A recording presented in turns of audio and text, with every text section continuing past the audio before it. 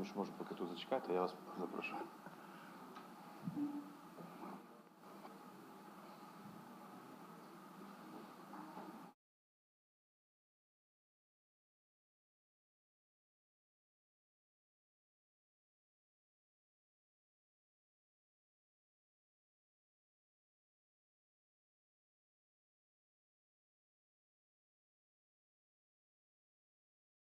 Do need translation, please find your headphones.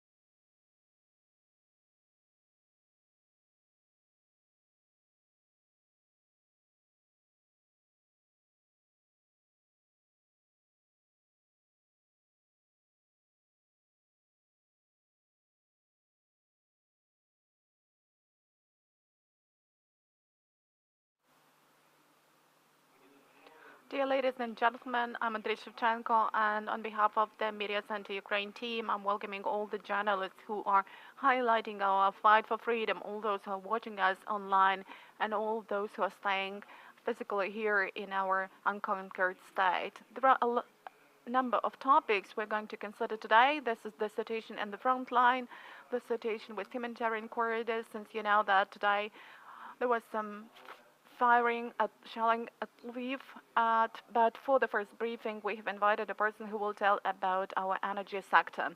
Dear ladies and gentlemen, let us welcome Yuriy Vitrenko, CEO of company Naftogaz of Ukraine. And Yuriy, here is my first question. What about the Russian invasion into Ukraine? What technology-related threats does it contain for our energy system?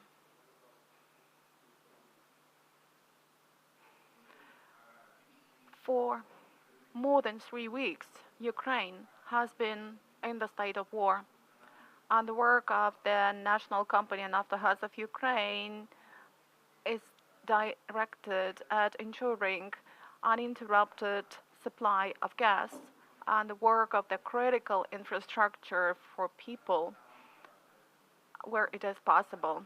Unfortunately, Russia keeps taking aggressive steps and attacking civilians, committing war crimes, hitting civilian infrastructure, which is vitally important for ensuring the life of our residents. And unfortunately, in many cities and towns of Ukraine, we have destroyed infrastructure and ongoing military actions, and due to this, we cannot ensure uninterrupted gas and heat supply. Now, more than 233,000 Ukrainian households and families are in the situation where they cannot be getting gas and heat to their homes, which actually makes their life beyond the line of humanitarian catastrophe. And what about the technology-related threats created by the Russian invasion and military actions? The technology-related threats are that we have destructions of gas distribution networks and municipal heat supply companies, and that's why people cannot be getting gas and heat. And now we can see that the temperature is still below zero. It is cold in the night, which means that the gas and heat supply is a vital need. What are the consequences the Russian invasion military actions will have for the European energy market? Well, first of all, we can see this, and that was a targeted policy both of the Ukrainian president and the government and our national company to persuade the Europeans to reject using Russian gas, because the money Putin's regime gets from the sale of oil and gas is spent on killing Ukrainians. And unfortunately, we can see, probably not to the extent we would be willing to, but still that the consumption and import of gas and oil from Russia to Europe is going down. And we can see that the US and Great Britain are generally introducing embargo on the import of the Russian oil and gas. We can see that a lot of international companies, even if no sanctions are applied at the state level, reject Russian oil and gas, don't buy it any longer. That's why in this way, Europe is trying to become independent of the Russian oil and gas. If we speak about the Ukrainian infrastructure, the attacks on the Ukrainian infrastructure and the actions of Russian military men in certain territories where we have compressor stations that are used to ensure the work of our gas distribution system and transit of gas. So all these actions pose a threat for both transportation of gas inside the country and transit of gas to Europe.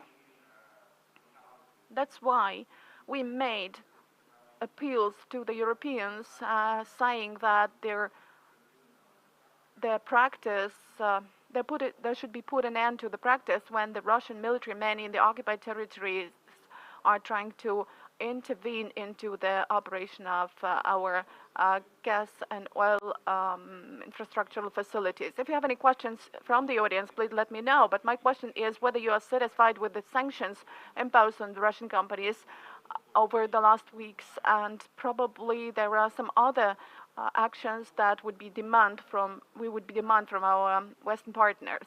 Well, on the other hand, we can see a positive trend because finally the Western countries have become more serious to the sanctions imposed on Russia in terms of oil and gas, but these sanctions are not sufficient, and we're trying to persuade our Western partners that they need to introduce a full embargo of Russian oil and gas.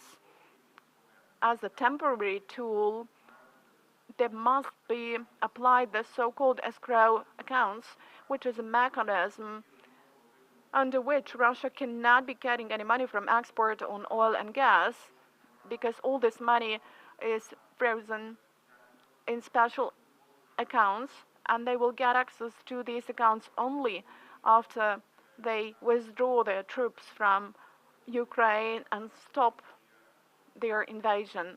That is a mechanism that used to be applied in some other cases in history in relation to countries like Russia. We're trying to convince our Western partners that they need to do this, and of course this should be preceded by the so-called secondary financial sanctions, and we are trying to convince our American partners that they should immediately introduce those secondary financial sanctions. SWIFT was blocked, but we know it was not blocked for all the financial institutions and banks of Russia. There should be no exemption concerning SWIFT blocking. It should be blocked for all Russian banks, and also secondary financial sanctions should be imposed on the Russian Central Bank. And the next step will be to apply the mechanism of escrow accounts even if Russian oil and gas still keeps being exported to Europe, Putin cannot spend the money on the war on Ukraine. What has your company changed in its operation after the beginning of the Russian invasion? Well, first of all, let me express my gratitude to Ukrainian oil and gas industry workers who really show, with no exaggeration, heroism, and they ensure uninterrupted operation of infrastructure even under the bullets and under the firing. I've indicated that more than 273,000 Ukrainian families are now staying without heat and energy supply. But even in such complicated conditions, most Ukrainians still have this gas, and this is ensured by our workers. It's really difficult to work in such conditions, but let me give some figures. Extraction has gone a little bit down as compared to the pre-war period, but so far it is by 1.5% higher than in the same period of the previous year, which means that Ukrainian gas industry workers have managed to increase gas extraction. Now, in spite of the war, Ukrainian gas industry workers keep drilling in safe areas, and they will explore new wells, which will help us increase gas extraction. Naftogaz, as a national company, has ensured the necessary amount of gas in the warehousing facilities. We don't have the problem with resource of gas. We have problems only with the infrastructural facilities that are purposefully destroyed by Russians. But as far as the reserve, the stock of gas is concerned, we have almost 9.5 billion cubic meters of gas in our warehousing facilities, underground warehousing facilities, which is more than enough to provide for the needs. Also, Ukrainian energy industry workers ensure uninterrupted operation of heat supply companies, even in the occupied territories. In the territories of combat actions, there are numerous examples when some facilities, some equipment, some networks are being destroyed, and people go under the bullets, and within 1 day or 2 days, they restore heat supply for people to stay in more comfortable conditions. If you have any questions in the room, please, you're welcome. What do you tell your workers that have to really risk their lives in some situations, and the workers who are in the combat area or in the territories under temporary occupation? First of all, we are expressing our gratitude to them every time we speak to them. In many cases, they really take heroic actions, but when we discuss this, they claim that they, first of all, understand their responsibility to the country, and they claim that, for example, if this is all about heat supply companies, this company provides heat to the towns and cities where Ukrainian energy industry workers' families live. So they understand if they don't go and start working to ensure uninterrupted heat supply under the bullets, this will mean that their families and their close people will be left with no heat in freezing conditions, and that will put their lives at risk. That's why they are ensuring uninterrupted work of the infrastructure. Thank you. Please take the microphone. Channel Ukraine 24. Please explain us. You have mentioned this figure of 273,000 households. What is the reason for that? Is it because of destructions, or, well, could you explain the reason for that? Yes, that is a result of destructions and bombardment, shelling. This is Volnovakha, this is Mariupol, Ochtyrka, Severodonetsk, because part of the city is staying with no heat because the one company, heat supply company, has been fully destroyed, and the other one was also under shelling, but due to some heroic efforts, one of the companies started operating again. So where it is possible, we try to restore the operation, but where the networks and the gas pipelines are destroyed and where boilers are destroyed, it's sometimes not possible to do this. Again, I'm stressing that we have enough resources, we extract enough gas, and we have enough gas stock in our underground facilities. That's the problem of infrastructure only, the problem of shelling, firing, and bombardment by the Russian army. Please speak to the microphone. This is necessary for the interpretation purposes. Is it only in the east, or do you also mean Kyiv region and some other areas? Well, this is both the east and the south and Kyiv region partly, and even when there was a missile strike in Lviv region, we have the heat supply company in Novoyavrivsk, and there the network, the cable, the wire was destroyed, but thanks to the work of Ukrainian energy industry workers, electricity provision was restored very quickly, and we managed to provide heat. Unfortunately, throughout the whole of Ukraine, we have those barbaric military war crimes committed by the Russian army, and that leads to the threat for the operation of the gas infrastructure and heat supply infrastructure in general. Any other questions?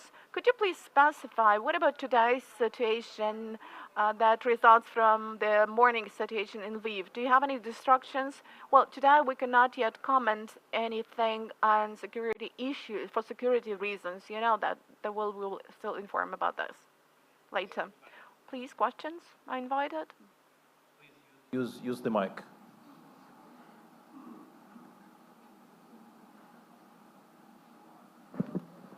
So for many years, Ukraine has had very few foreign investments, and right now, because of the ongoing war, it will decrease further. How will Ukraine's energy how will Ukraine get through this? Because because Ukraine needs more foreign investments in the future. Definitely, after we win this war, we will welcome foreign investments. We will access the European Union. and investors from all over the world will feel that investments in Ukraine are profitable for them. It's a win-win situation for foreign investors and for Ukraine. But currently, of course, we are focused on some more immediate needs, how to provide uninterrupted supply of gas and heat and electricity. Currently, we provide necessary financing from our internal balance sheet or our internal reserves. But we're already talking to international partners, including international financial organizations, about humanitarian assistance for the utility sector. Because in modern countries, like for example in Ukraine, with developed centralized infrastructure, everybody needs to understand that humanitarian assistance is not just about providing, for example, food trucks or trucks with medicine. It's also about providing financing and energy resources for the utility sector that then provides some critical supplies of water, gas, heat, electricity to households. Without this critical infrastructure, without these critical supplies, there will be humanitarian catastrophe that should be avoided. That's why we are appealing to the international community to provide this humanitarian assistance to the utilities sector. And I would also encourage you to look at the very impressive package of the economic measures, which was just introduced by Ukrainian president and the parliament. That includes a dramatic cut in taxes, and that includes eliminating a lot of red tape. So even now, under these very difficult circumstances, we are working to make sure that we have a very friendly business environment here in this country. Once we get through this, we expect that the investors will appreciate this. But by the way, we have to be thankful to foreign investors as well. We at Naftogaz recently changed our strategy and we made a particular focus on welcoming foreign investments. And some of the investors already came to Ukraine before the war in gas production. They partner with Naftogaz. And we have to be now grateful to them that despite the war, they continue their operations. And their gas production contributes to the gas balance of Ukraine. They provide this very necessary energy resources that Ukraine needs at the moment. So they were not afraid. They continue working in Ukraine despite the war. So that's why we are very thankful to all the international investors, to all the international companies that are not afraid. They also understand their responsibility and they continue working in Ukraine. Hello? And please do use the mic. Я англійською поставлю питання. Michael Podsorkiw, I'm with CNN Opinion. With the West either unwilling or unable to establish a no-fly zone over Ukraine, as President Zelensky has been begging in front of Congress and elsewhere, would you be in favor of a humanitarian no-fly zone, particularly over Western Ukraine, to protect what's already here, all the IDPs? Lviv has become a humanitarian hub, so that, you know, what we saw this morning, so that missiles do not come and destroy further part of the country.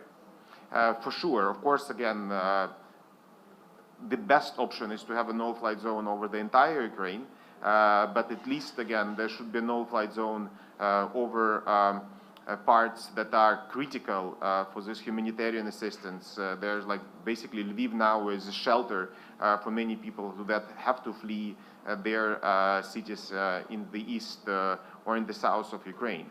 And as we saw today in the morning, Russians are launching their missiles even here in Lviv. That's why it's very important to establish a no-fly zone at least here. A similar situation, for example, with new nuclear power stations. So it's also something really important and critically important, not just for Ukraine, but even for the entire region. that there is no damage to these nuclear power stations, that it can cause a catastrophe, not just in Ukraine, but even in neighboring countries. And it's also obvious that because there are NATO forces in countries like Poland, Slovakia, Romania, so neighboring countries, such a no-flight zone can be established over at least western Ukraine. So that is why this combination of feasibility of such a solution and the acute necessity of such a solution should be considered. And a follow-up, if I can. As someone with a private sector background, are you satisfied with the pressure that the private sector has put on Russia by pulling out of the Russian economy? Because there is still quite a bit of big firms left there in Russia, and I think that the actions of the private sector have done in some way more damage to, or more pressure rather, on Russia than government sanctions. But do you think more needs to be done on behalf of the private sector to put the squeeze on Russia? Thank you. Yes, indeed, it's very important that the private sector decided to withdraw from Russia.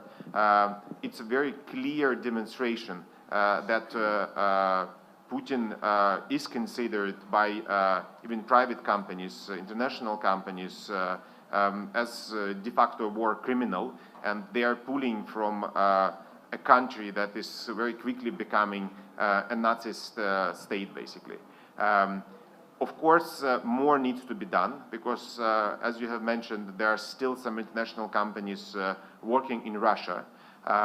Like, for example, unfortunately, so-called Big Four service companies, like Schlumberger, for example, or Halliburton. These big companies, without them, Russian oil and gas sector would not be able to develop. It would be a huge damage to Putin's economy. So that's why we are appealing to these companies, to these big service companies, to withdraw from Russia immediately, without any excuses. More questions? What's been done about supplying food and resources to already occupied territories and those who are under attack by the enemy? We are an energy company, so we are supplying gas even to areas that are occupied by Russian forces. For example, the city of Kherson, we supply gas over there.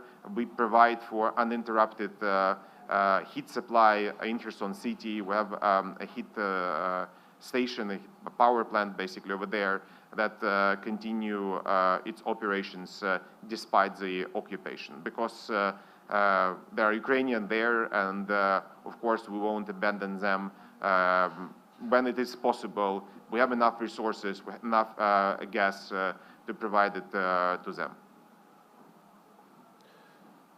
Thank you very much. Yuriy Vitrenko, голова правління. So Yuriy Vitrenko, CEO of Naftogaz of Ukraine company. Thanks a lot. Announcements for the events of the day. At 12:30, we'll have a briefing with Lyudmyla Denisova, who is the Ukrainian ombudsman, or rather ombudswoman, and she will talk about the war crimes and about the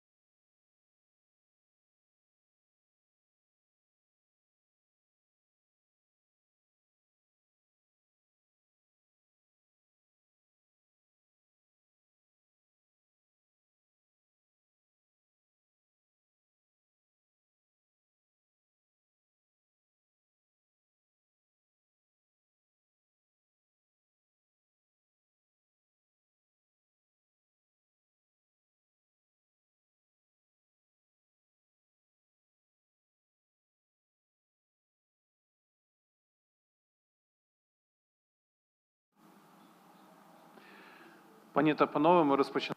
Dear ladies and gentlemen, we start our next briefing, and I'm happy to welcome with us Lyudmyla Denisova, the Commissioner of the Verkhovna Rada of Ukraine for Human Rights. We are going to speak at this briefing about the situation with human rights in the context of the Russian invasion. Lyudmyla, good afternoon. Good afternoon. Here is my first question. What are the new challenges that have appeared in the context of human rights after the beginning of the Russian invasion? The new challenges are actually the same challenges that we have been facing for almost 8 years in the period of the war.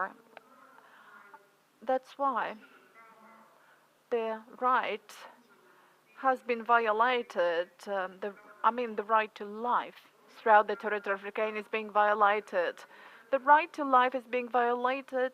People die as the result of shelling arranged by the aggressor, and from day to day we can see the increased number of perished children, and currently this is 109 children who have become casualties, but these are only the children for whom we have the recorded data that a war crime against them has been committed. And we have the information, clear information about the surnames, names, and patronymics of those children, where they perished. So this is the evidence-based data, and in relation to them, we already had the criminal case lawsuit filed by the Prosecutor General. More than 130 children have been wounded, and there is also a criminal case regarding them. But we know that the situation does not allow us to know the exact number of all the perished people, including perished children, because you remember the shelling and destruction of the drama theater in Mariupol that happened the day before yesterday, and in the basement of the drama theater there were about 1,000 of our citizens, including children. That's why currently we only know that 130 people have been freed, and we still have about 1,000 people, 1,300 people left there, so we don't know what the result of the shelling is going to be finally. But we know that if the shelling is not stopped and if the sky is not closed, unfortunately the number of victims and casualties will go up, and definitely the right to life, which is the basic right, will further be violated in the Ukrainian territory. What about the people staying in the drama theater? Can they leave because the exit is blocked? Yes, the exit is blocked because the bomb shelter is still there. It has not been destroyed, but it's very difficult for rescue brigades, for emergency services to work with those destructions, with this wreckage. We are monitoring the situation. My representatives are also staying there, because you know that the representatives of the Parliament Commission for Human Rights are in every region. We worked around the clock. Do you have any information about the people who died and were wounded in the drama theater? No, as yet I cannot provide you any information. I know only that 130 people have left and the bomb shelter, and they are alive, and there is no more information as for now. What about the human rights situation in the territories under temporary occupation? How are you collecting information from those territories, and what is your assessment of the situation with human rights there? So how do we collect information? In the same way as we used to do, because we have our citizens who cooperate with us and with law enforcement and human rights organizations. Of course, they provide this information to us. We also don't need even to verify this information, because these are absolutely reliable sources of information. I've been holding the position of the commissioner for 4 years, and we have a clear-cut procedure for that, for evidence collection. But now the situation is much more difficult, because there are some new areas of Donetsk and Luhansk regions that have got into occupation, and our people have to work in very complex conditions. I have a representative working in Luhansk and Luhansk regions, and there is a whole team there, but we cannot reach some of those people, and we cannot even know what their fate is. This is as far as collection is concerned, of evidence collection. As far as violation of human rights is concerned, you know, there are 4 conventions, the Geneva Conventions in particular, and they are all being violated because people are treated in an absolute aggressive way. There is looting, people are being killed, fired at.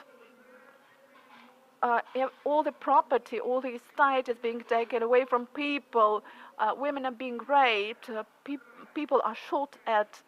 That is an extreme emergency situation. That's why we are taking care not only about the people who are free, but also our citizens who were taken captive and who are in prisons and pretrial detention facilities. And there is the Makivka prison where there are 100 of our people who are war prisoners who were taken captive and will not exchanged over this period of 8 years.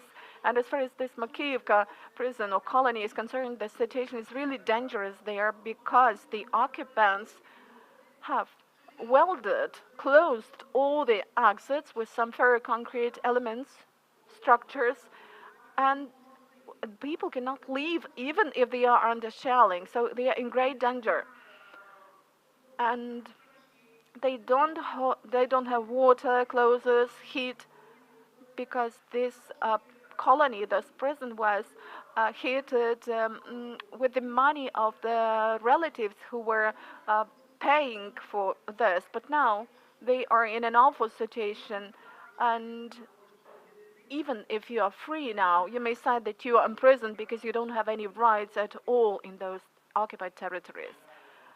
What allows us to qualify all these atrocities and all these awful things as war crimes? Well, you know, right from the first day, from the 24th of February, we've been recording these war crimes. And there is a special procedure, a special regulation from the UN, developed by the UN. We have trained all our staff. We had an online training to make them acquainted with this regulation, and we record the evidence following the rules of this regulation. And every day at 5 p.m. I send the information certificate or information bulletin concerning the humanitarian situation in Ukraine. It is in English, and primarily I send it to Anya the High Commissioner, to all the UN institutions, and then to the Commissioner for Human Rights of the European Union, Mrs. Miliatovich, all the ambassadors, which means that we send all this information as recorded evidence of crimes. According to the recommendations which I've mentioned, even if there is a blast, a fragment of the missile coming to your territory, that is also a war crime. Which means that we have already recorded a number of cases, and we have criminal cases. So we have 1,833 cases, which confirm that the Russian Federation is organizing a genocide against the Ukrainian people, and it's committing crimes not only against the Ukrainian people, but against the humanity. This is the war of civilizations, and we have enough evidence to give it to the International Criminal Court, and we definitely are going to do this. But that also needs to be taken into account. I mean, that the International Court of Justice and the International Criminal Court, if we take them, for example, you know that the International Court of Justice has already passed a preliminary decision that the war should be stopped, and really the Russian Federation is taking a genocide against the Ukrainian people. But you have heard the statement by Peskov that the Russian Federation will do nothing because this is just a recommendation. You know, they are just ignoring everything, the whole world, the UN, and of course this Russian Federation should be excluded from this organization because it can veto any decision. As far as the International Criminal Court is concerned, let me conclude with my opinion by addressing everyone who can now hear me according to the charter, we are working according to the charter of the criminal court, but the Russian Federation has not ratified the Statute of Rome. It doesn't care about any decisions the court is going to pass. That's why a lot of human rights organizations and prime ministers, former prime minister, the prime minister of Great Britain, keep addressing the world for arranging the special tribunal. And then all the 49 countries that are members of the UN will make their decision to do this. Then we will have enough evidence, and we will have this tribunal, and we will arrange a dock for all those war criminals. We remember the practice of the Second World War, when in 1942 a special tribunal was established, and in 1946 all the criminals, war criminals, were punished. So let us do the same now. And what about the international human rights community? Does it realize what the very scope and severity of the crimes that are taking place in the Ukrainian territory are? Well, I guess that all the actions which you are doing in the media center and other actions like this provide some awareness-raising campaigns and provide more information than mass media in the EU provide for.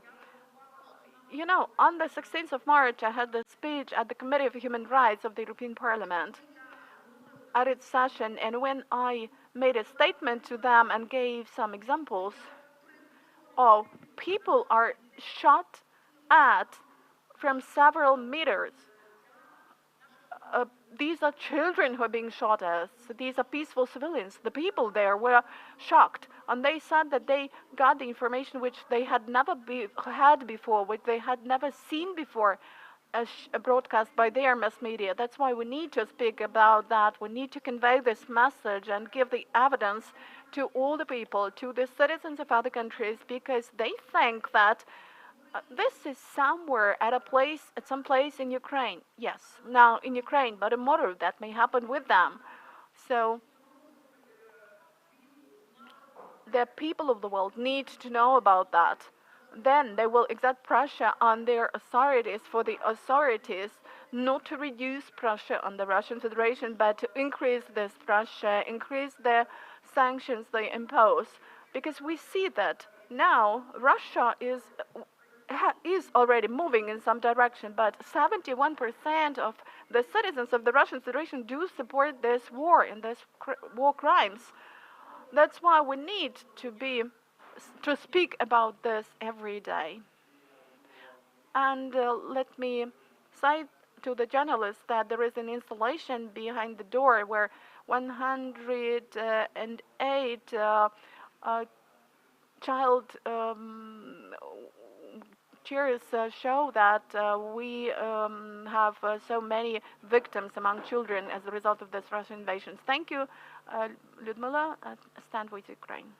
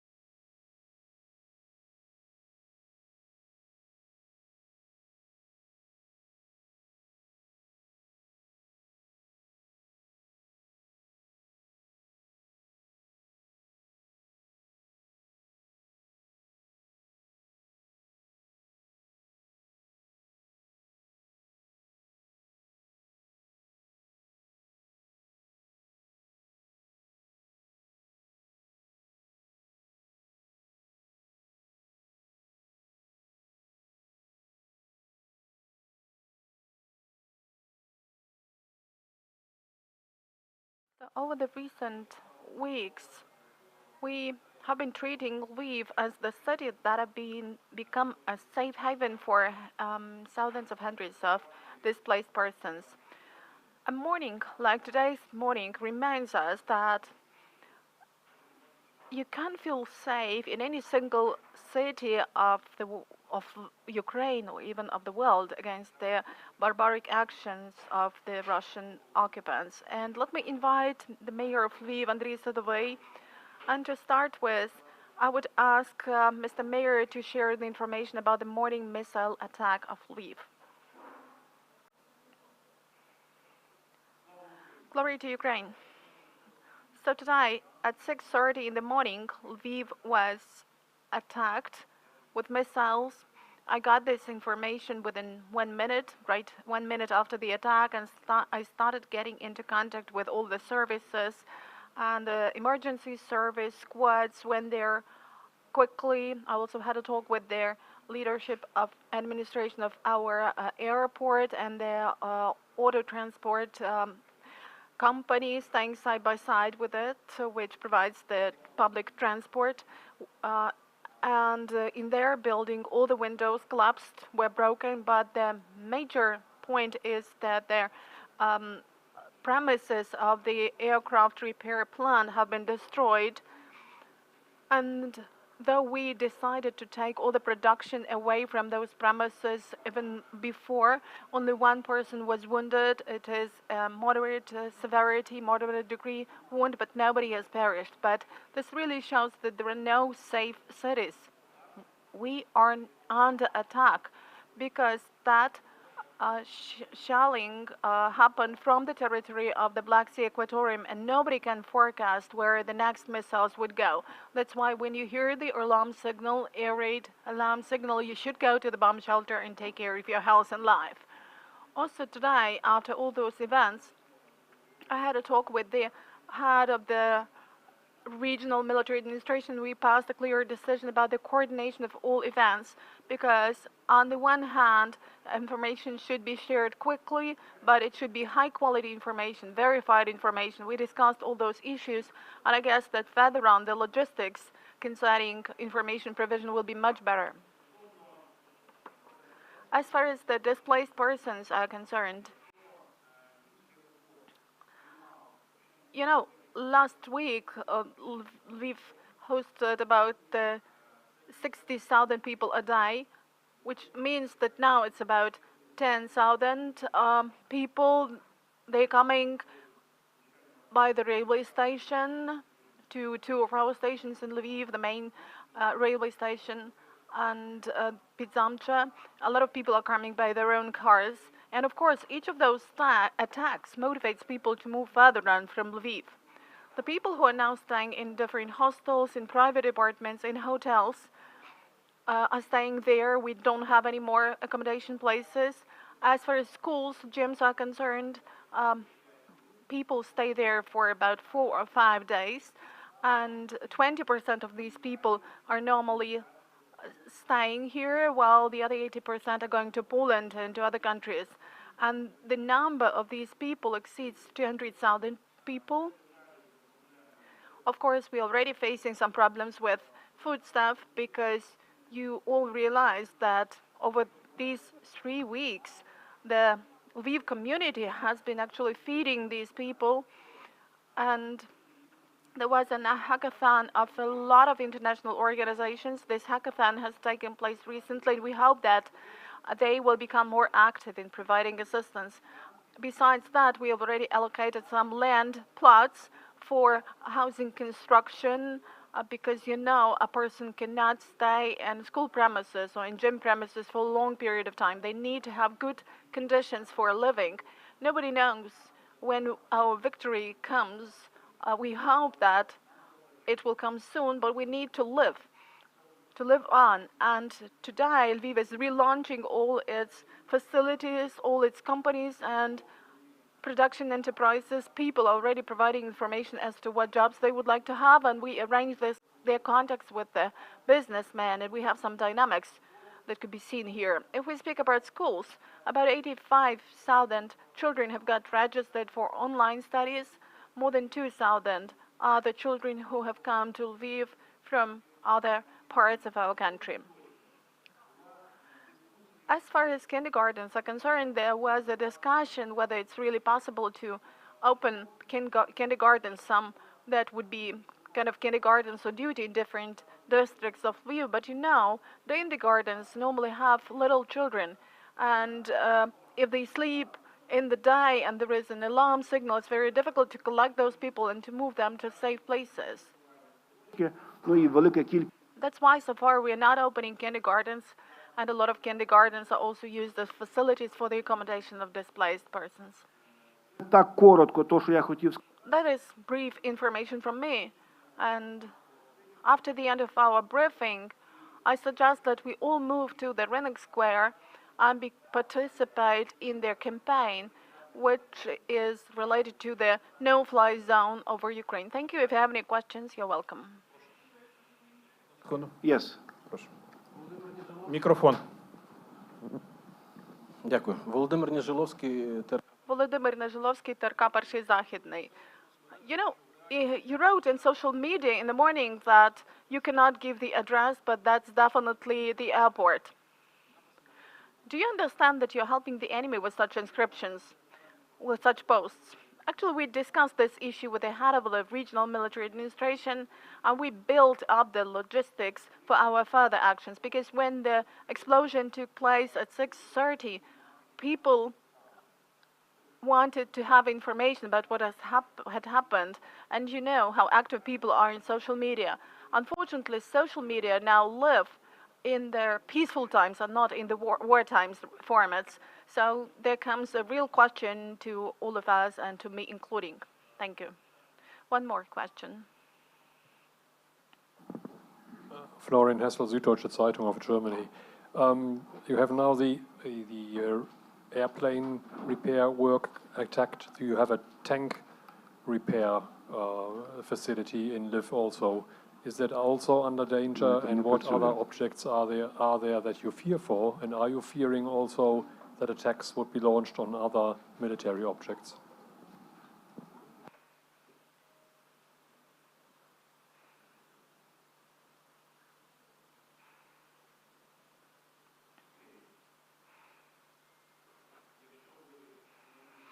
So, if you have analyzed the attacks in other cities and towns of Ukraine, normally these are schools, kindergartens, hospitals, any infrastructural facilities.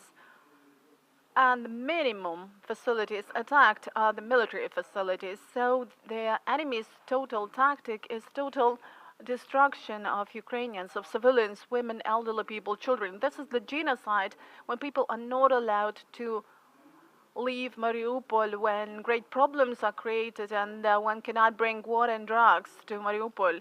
That's why all the cities in our country are now in danger. All the facilities in all the cities are in the same situation. And you can see that now in Lviv we're trying to preserve historical facilities. We do works so that in case our city faces a shelling, we preserve the historical heritage, which belongs to the whole world, not only to us. That is the reality of our life. Нехай вона говорить. Ви мені скажете. Please.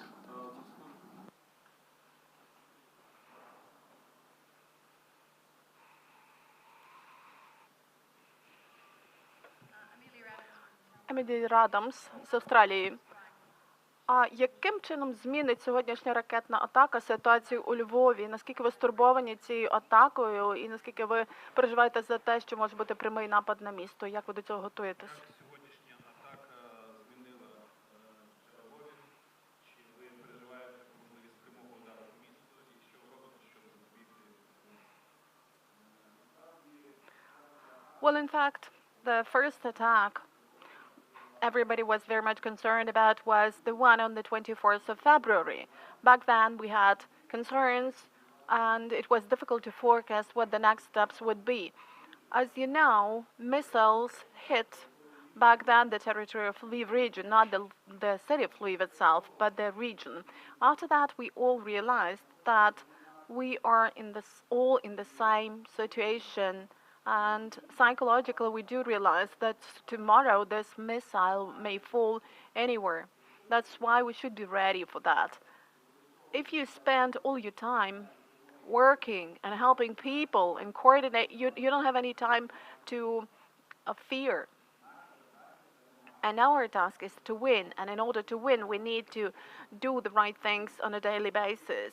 That's why, taking into account the fact that Lviv is not under such a great challenge as Mariupol or Kharkiv or Kiev, all the production companies available here should work with doubled energy, because we need goods for our victory. We need medicines, we need food, everything that is connected with supplies. That is our reality. That's why I realized that that will not just last one day. That is quite a long period, a long process. And as you know, negotiations are taking place, but these negotiations will also be interim, because Russia used to be, keeps being, and will keep being our neighbor. And Russia used to be, keeps being, and will continue being a source of threat and danger for Ukraine. And we need to rebuild our life taking into account this fact. But that is already the task that we need to clearly perform, starting with the next day when it becomes fully possible.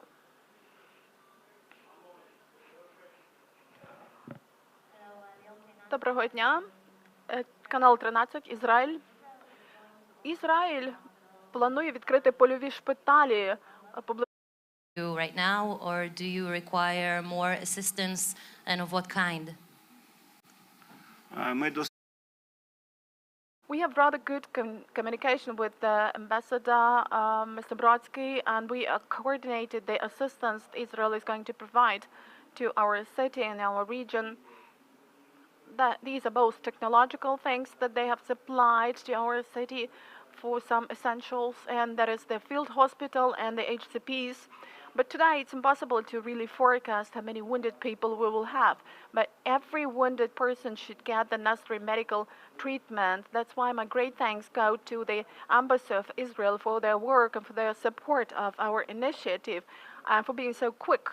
And really, in the nearest days, in Lviv region, we will have a rather strong and rather large field hospital with a great number of Israel HCPs.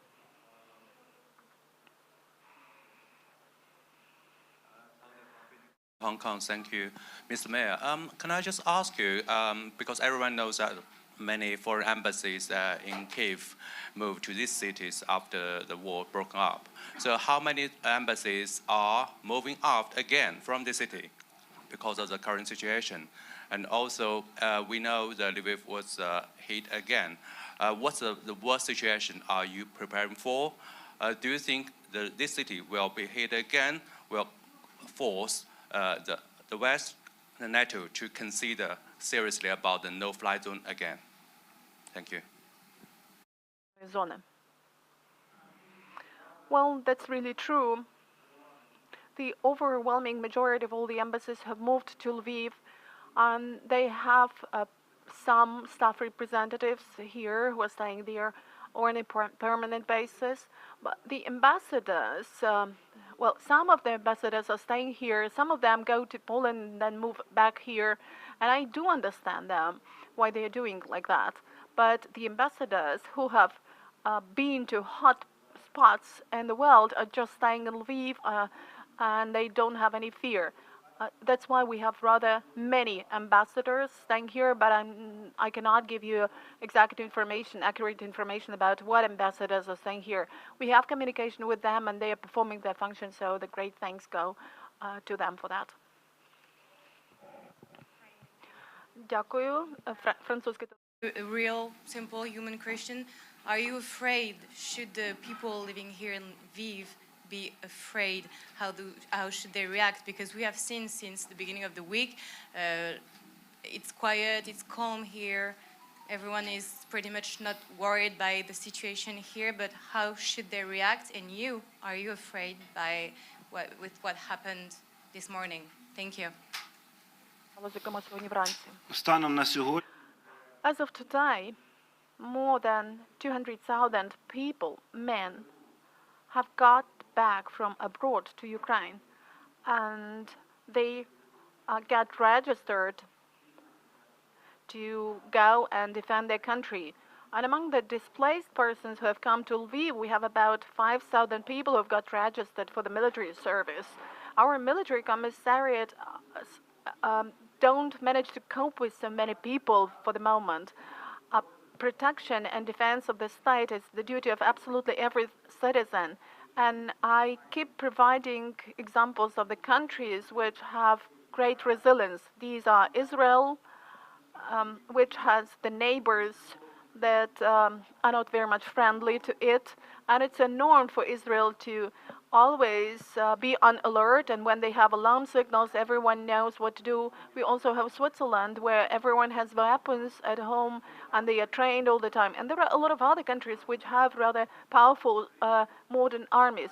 We have to live to coexist with our neighbor. We don't have any other alternative. We cannot change the neighbor. It's difficult because they will keep being the source of aggression. That's why the reaction of people may be different. But let me stress once again that on the first day, people had a great fear. But now it's the 23rd day of war, and people are rather adequate about their reaction to the situation. They monitor the situation. That's life. We have not had any experience like that with all those attacks on the cities of Western Ukraine. Yes, we have some experience of the war of 2014, which is a tragedy. A lot of people perished there. There were a lot of casualties, and a lot of people relaxed because they thought that it was our past. No, that must always be a top business of every Ukrainian, to survive and to develop in spite of everything. Thank you.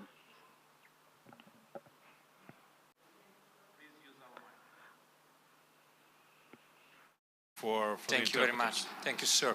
Please, this place has been considered safe for the internally displaced people. Do you have a message for those living the most affected areas of the country that have considered so far Lviv as a safe place where to hide? Do you have anything to tell to them? Can they keep coming here? Thank you.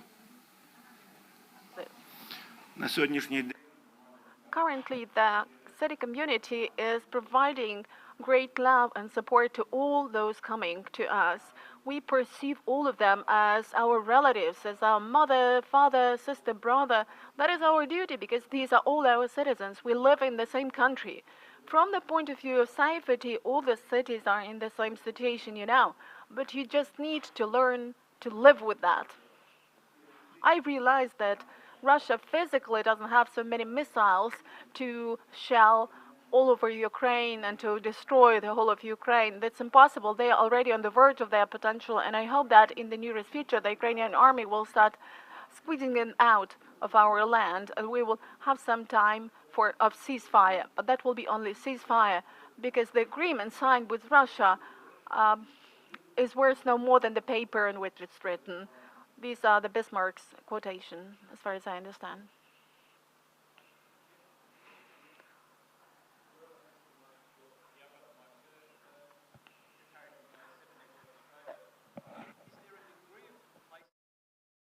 The people of Lviv about the war, and do you think that the attack on the airport might shake them out of that complacency?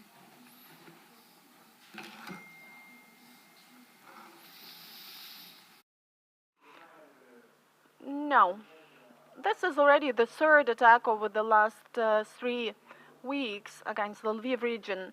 That's why we are accustomed to that, I would say. I feel normal about that. Of course, it's difficult because I'm the city mayor and I'm responsible for everything and everybody in the city, and we are really trying to do our best for Lviv residents to stay safe.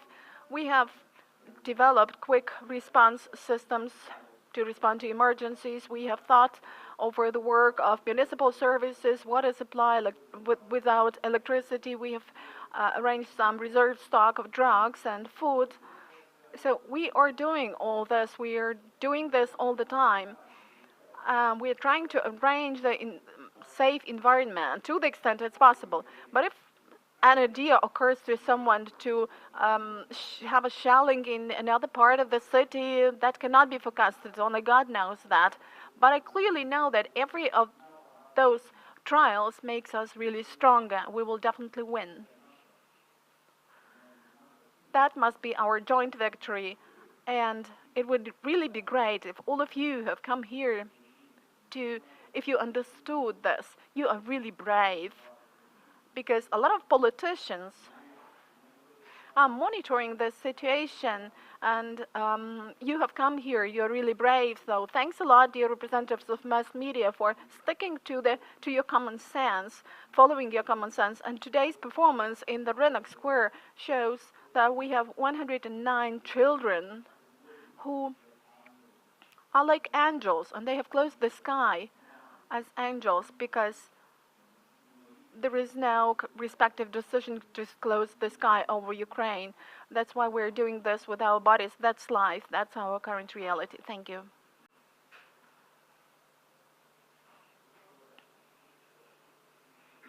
Dem, Australia, freelancer. Given the attack at Lviv airport this morning, what is being done to improve the security at the airport, given that there are flights or aid coming into Lviv airport? Obviously there's been a breach in security for the airport to be attacked at a similar time when aid was being brought into Lviv. How can we stop any such breaches of security around anything coming into Lviv? Do Lvova. Currently, for 23 days, the airport has not been operating. Of course, we have the aircraft defense system, the air defense systems, and you know that some of the missiles today were downed. And I'm really grateful to the military men who are performing their duties to the best extent possible. And as far as we are concerned, we are analyzing the situation, and we will take into account this missile attack, which is now in the focus of attention of our leadership, the leadership of our state. So I think that we may arrange security for our transportations, for our deliveries. We don't have any alternative. We have to do this. We will come to our victory. And today we enable our partners to bring humanitarian assistance for Lviv and for other cities which goes through our city. We have the bank system operating, communication system, transport. Well, today the buses didn't go to their itineraries in time because the missile attack took place close to the transport bureau depot, but everything is working now. We have all the public transport operating, and we even examined the bridge close to that place to check whether there was no explosive wave to hit it. But no, everything is all right there. So concerning this transport facility, what are the destructions in the premises? Well, the windows are broken at our transport facility, transport depot, and at 10:40 they stopped extinguishing the fire. I didn't go there because I don't have the right to go there for the moment, but the main thing is that no people perished. This is really good, because every death is a tragedy. One more question.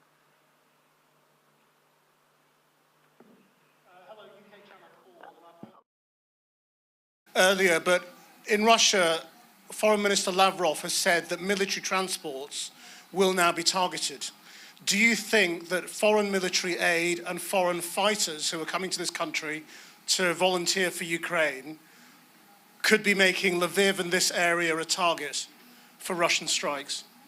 Do you believe Lviv will become like the rest of the country?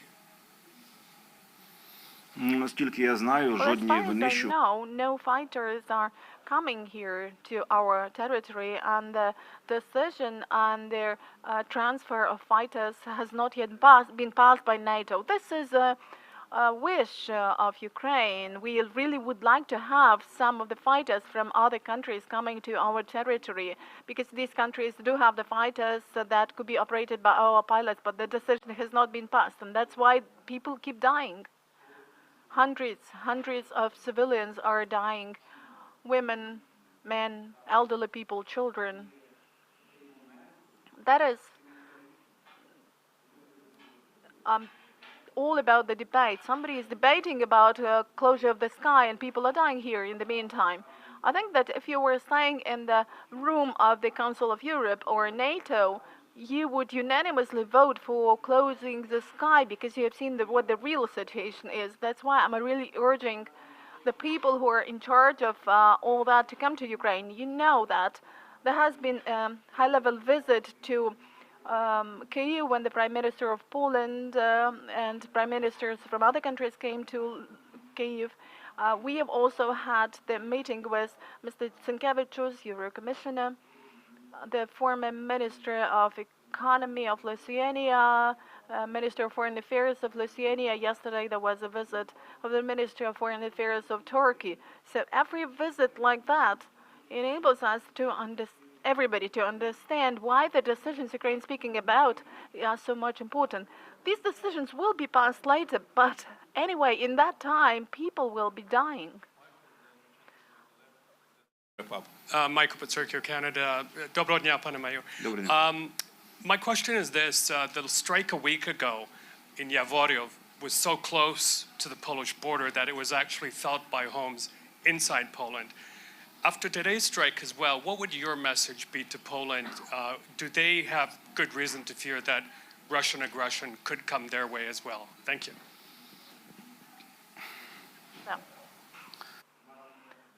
Well, on the day of the missile attack on our peacekeeping center, I had a lot of talks with the Polish politicians, with mayors, and yesterday the mayor of Przemysl came here. You know, this strike took place 40 kilometers from Lviv and 30 kilometers from Przemysl, and 20 kilometers from the border of the EU, a NATO border. And therefore I asked my colleagues, and what if this missile, God forbid, hit your territory? What would you do then?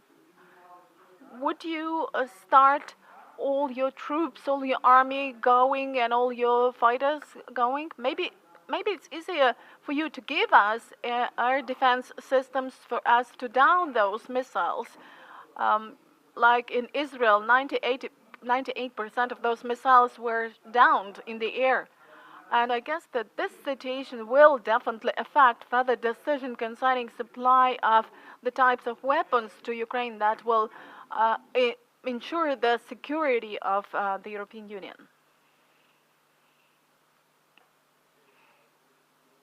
This part of the briefing, and the mayor invited you to join him outside of this building, where you see 108 empty baby seats. At 2:30 we'll have a briefing here with Yulia Tymoshenko, leader of the Verkhovna Parliamentary party. One more thing, for those of you who need mayor's comments for English-speaking audience, there will be a short briefing outside with consecutive translation into English. So that should provide you with another opportunity to get some good comments. Thanks. See you soon after 3 minutes. Буквально за 3 хвилинки. Слава Україні. Thank you, Mayor.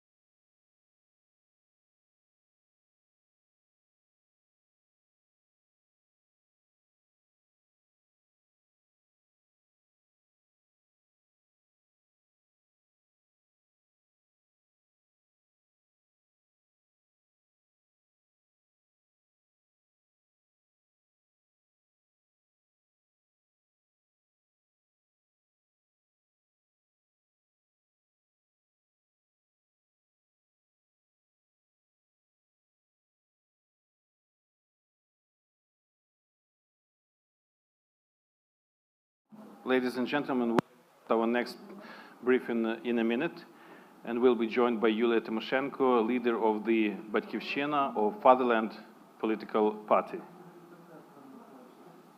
2 minutes.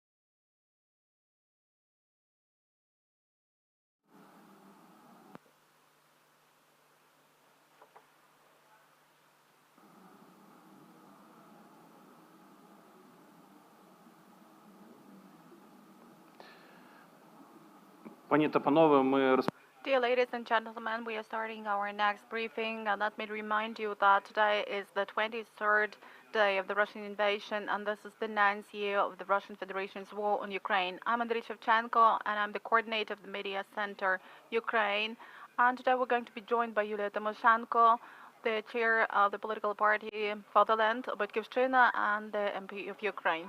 Yulia, good afternoon. I'm happy to hear you, Andrii. Unfortunately, I cannot see you. I cannot see anyone. I just hear you, and I'm really grateful for the opportunity to have a talk with you.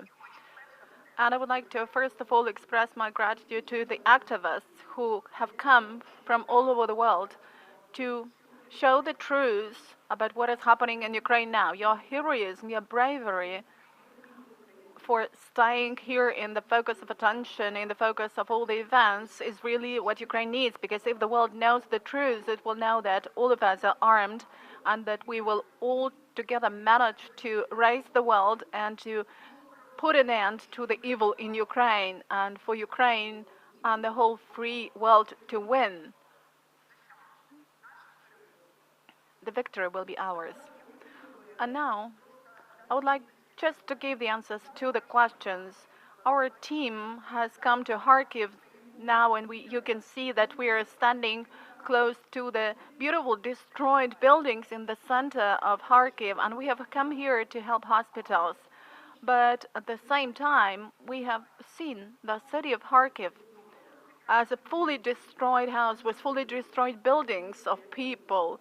The buildings are in ruins. And at the same time, communicating with the people, we can see how brave they are, how strong they are, how ready they are to fight. And Kharkiv will never give up. All Kharkiv is in blue and yellow flags. All of the people are mobilized, and that is a real hero city. And all the people are heroes here. Yulia, what are you now dealing with as the leader of the team, and what is the contribution of your team into the victory? Our team and its representatives are present in every village, every city. We are all on alert. We are all mobilized. Our central team is working in Kyiv, headed by me, and our regional teams are staying locally. Now we have come to Kharkiv with humanitarian assistance. Our team, first of all, conducts negotiations with the leaders of the countries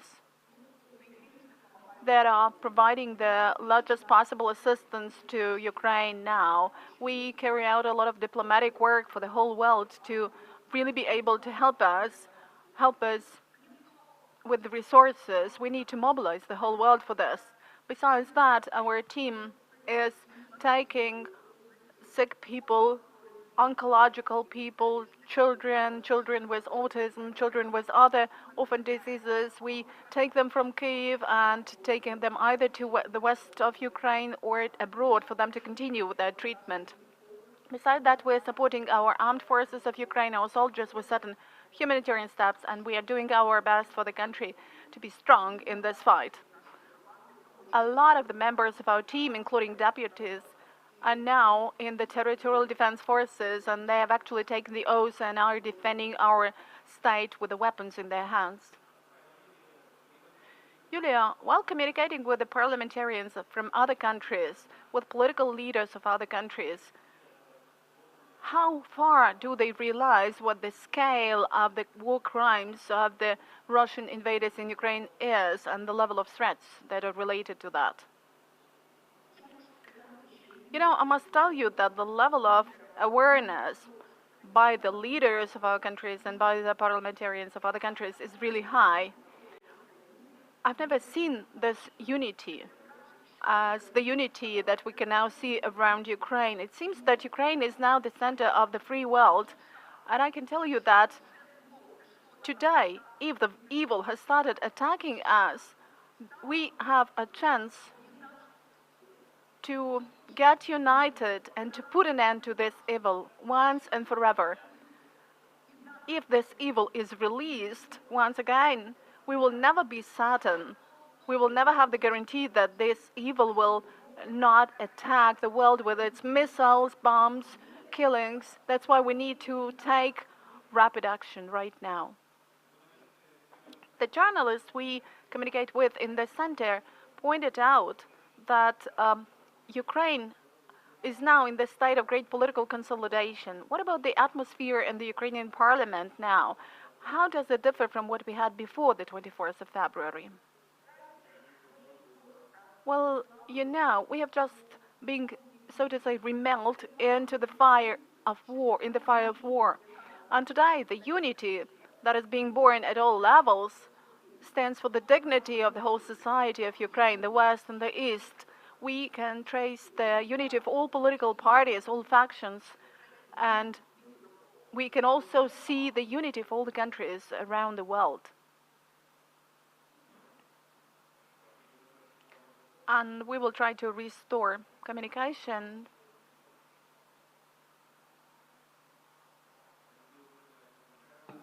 Those of you who have not seen the very impressive installation outside of this building, I would strongly encourage you to go ahead and see this very emotional installation to commemorate the memory of 109 children killed during the Russian invasion.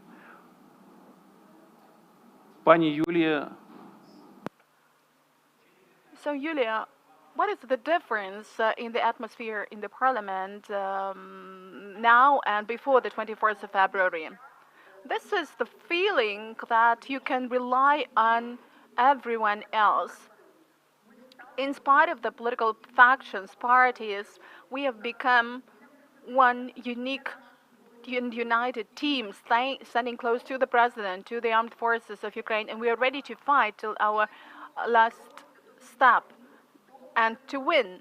Sometimes they say that we need to act until the last step, but no, we need to act until our victory. I'm now in Kharkiv, and I see that their mood, the mood of Kharkiv residents, is the same.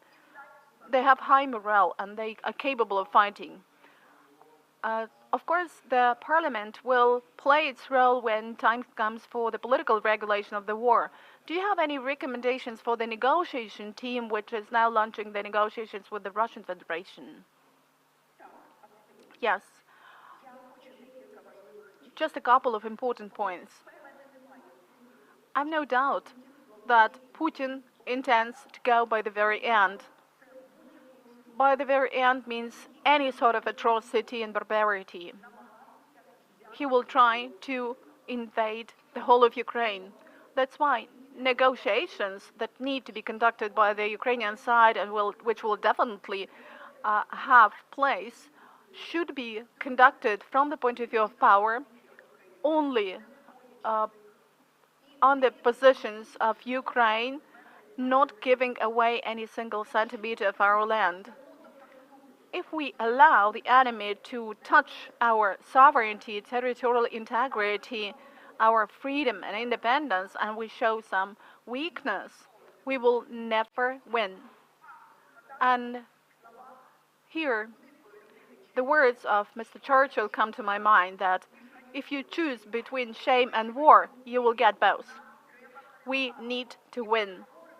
And the negotiations may be a success only from the point of view of power.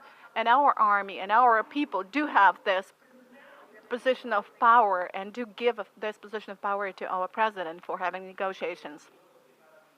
Have you had any consultations with the leaders of other factions and the office of the president concerning this negotiation? So far, I'm really sure that there is no concept, there is no opportunity for any agreement. That's why neither the society nor the MPs know what the configuration of the agreement is going to be. But I'm sure that the president of Ukraine realizes that every Ukrainian is now fighting for Ukraine. Every Ukrainian is really sacrificing everything he or she can for our victory, including life. That's why the results of the negotiations definitely need to be coordinated and agreed upon by the Ukrainian society. Then this is going to be just and right, because all Ukraine should participate in passing the decision as to what conditions of peace are acceptable. But now I can see that the president's team and the president himself are really keeping to Ukrainian interests. Only Ukrainian interests and Ukrainian terms should become the basis for the agreement. Ukraine has paid a very high price for the right to dictate our terms. Yulia, you may now address brave, unconquered Ukrainians who are still fighting for their freedom. Dear Ukrainians, today I can see your eyes and I can feel your hearts in Kharkiv, in Kyiv, in other cities of Ukraine. And I would like to tell you that I'm really proud of what I see. I'm proud of being a part of our glorious people. I'm proud of the fact that we are all Ukrainians. Since today we're showing the world how we can fight and protect the values and the right to live and to be a part of the European civilization. And I'm sure that victory is going to be ours. Please stand and everything is going to be fine. Thank you, Yulia Tymoshenko, the chair of the political party Fatherland, Батьківщина. Yulia, if you happen to be in Lviv, do drop into the center, media center, Ukraine. Program for today. Thank you for being with us. Stand with Ukraine.